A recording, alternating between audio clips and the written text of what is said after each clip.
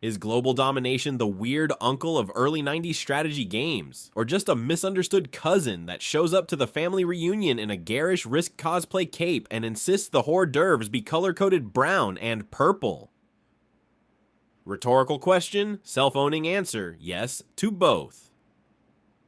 Released in 1993 by Impressions Games, right after they taught us to pave Roman roads in Caesar, and just before they'd let us starve medieval peasants in Lords of the Realm, this DOS/Amiga curio straddles the line between bizarro cult classic and clunky also ran. Underappreciated? Definitely. Overhyped? Only if you were the kid who thought VGA stood for very good audio. Fundamental? Maybe not in the grand strategy pantheon, but try telling that to my sleep-deprived teenage self who feared the midnight rebellion of those treacherous purple provinces. Fun fact, they revolt if you spread forces too thin. In other words, Global Domination is the kind of game that asks, what if Risk grew opposable thumbs and a snarky sense of geopolitics? Then answers, here's a clunky real-time mini-battle, don't trip over the interface.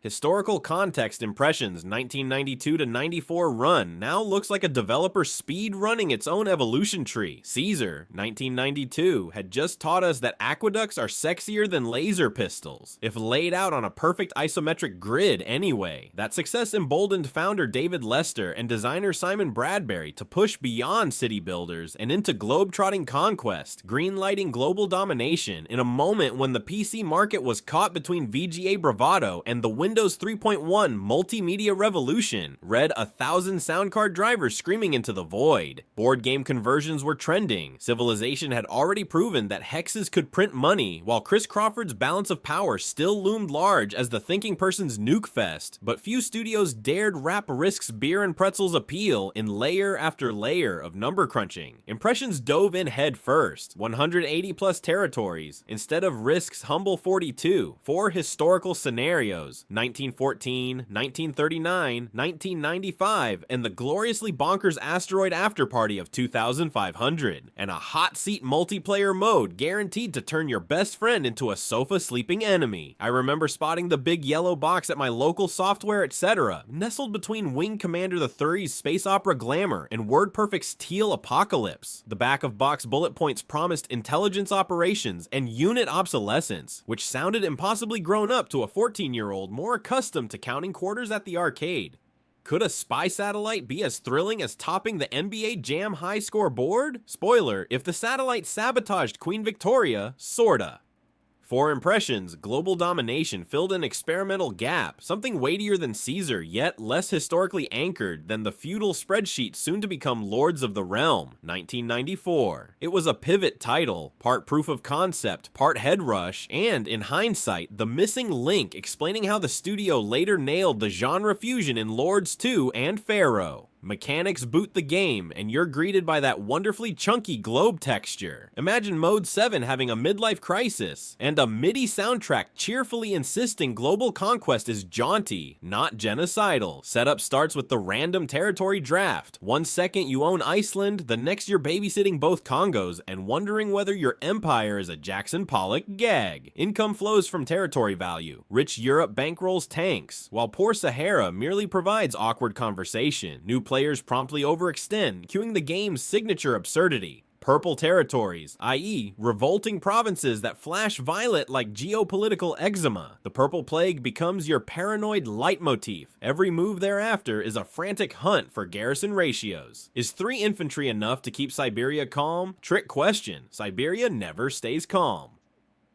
Combat offers 2 flavors, quick resolve, Risk-style dice behind the curtain, or the infamous tactical mini-game. Choose the latter, and you drop into a 2D battlefield where units, infantry, armor, ships, bombers trundle across a scrolling map that looks like someone smudged Sensible Soccer with mud. Critics in 1994 called it clunky and not up to current standards, which is charitable shorthand for scroll lag city. Yet, and here's the twist, the jank breeds charm. Watching my pixelated dreadnought overshoot Newfoundland and beach itself on virtual Labrador has aged into a meme-worthy delight. Rhetorical question, did I manually drive a digital boat onto an ice floe? Self-answer, yes, Captain, and I'd do it again.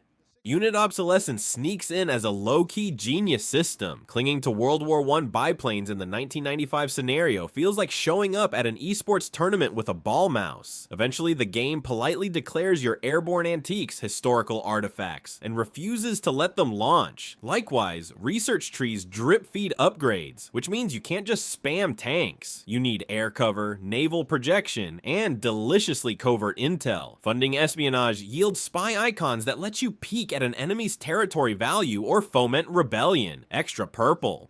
It's the same dopamine hit Civilization players get from stealing tech, but with the added schadenfreude of watching Napoleon Bonaparte lose Quebec to insurgents he's never met. Speaking of Bonaparte, the AI roster is like a time-traveling dinner party curated by a trivia host who spiked the punch. General Custer resists cavalry obsolescence. Of course he does. Queen Victoria bankrolls navies like she's back on the high seas. Napoleon aggresses until he runs out of baguettes or neighbors. Their personalities are simplistic by 2025 neural net standards, but in 1993 they felt alive enough to warrant grudges. I still blame Bismarck for teaching me what blitzkrieg actually means. Multiplayer, hot seat only, turns living rooms into diplomatic mosh pits. Nothing frays sibling bonds faster than betraying the temporary truce to just secure Scandinavia. Honest. The manual suggested using poker chips as off-board troop markers. My group upgraded to M&Ms, which inevitably devolved the post-game map into a sticky biohazard. And then there's the UI quirk where every action confirmation beeps like a life support monitor. Under pressure, those beeps syncopate into a rhythmic mantra. Do not overextend. Spoiler, you will. Combine that with the day-glow palette of unit sprites, and the entire aesthetic lands somewhere between military history zine and early Nickelodeon bumper. Legacy and influence. So did Global Domination change the world, or merely paint parts of it purple? Commercially, it never cracked bestseller lists, Caesar outsold it, and Lords of the Realm would soon overshadow it in both critical buzz and Windows 95 shelf space. Yet bits of its DNA are oddly persistent. The concept of world-scale risk plus tactical micro-battles pops up later in Total War. Replace beepy sprites with lavish 3D. And the colored territory revolt mechanic is the spiritual godparent of Civilization V's city-state unrest meter. Impressions themselves recycled lessons. The auto real-time toggle became a tentpole of Lord's Reigns castle sieges, while tech edge obsolescence drifted into Pharaoh's luxury goods economy. Swap obsolete biplanes for fat expired papyrus. Perhaps more telling is what Global Domination tried and abandoned. No subsequent Impressions title attempted a 4-era campaign spanning from Great War trenches to speculative asteroid wastelands. The studio pivoted toward tighter historical focus, suggesting GD's kitchen sink ambition was both inspirational and cautionary tale. Among the cognoscenti, it retains cult status for two reasons. First, the AI leader gimmick predicted the named persona fad we'd later see in Civilization 4's aggressive Montezuma memes. Second, and here's the absurd thread, it's still the only commercial strategy game where the color purple induces a PTSD-style twitch. Streamers revisiting GD on abandonware nights delight viewers by deliberately triggering purple uprisings, a clipbait ritual akin to summoning the ghost truck in Grand Theft Auto V. Chuck Moss's Computer Gaming World review called the game a failure and a surprising success in one breath, proclaiming it addictive despite its clunky battlefield. That verdict aged gracefully. Modern players forgive the rough edges because the macro layer still nails that one more turn at 2 AM syndrome. Meanwhile, modders strip out the tactile battles entirely, turning GD into the sleek risk on steroids tablet game it always wanted to be. Proof that the strategic skeleton was solid all along. Yet why didn't the big studios riff on the purple plague? My pet theory, players hate losing territory to RNG rebellion after they've won a war. It's the same reason few RTS games adopt SimCity style crime meters. Nobody wants their conquering Panzer Corps then to babysit a populace demanding healthcare. Global Domination forced you to, and in doing so, scared off mainstream adoption.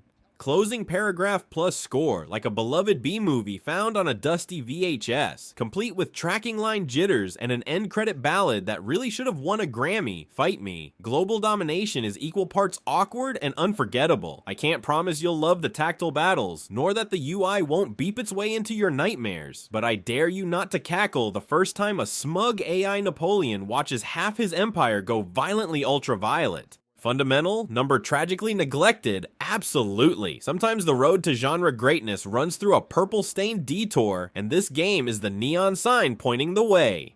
Final verdict, 7.2 out of 10. Dock points for Clunk and Creek. Add bonus XP for every time the purple revolt makes you swear allegiance to garrison spreadsheets. Roll the dice, Commander. The world and its color palette awaits.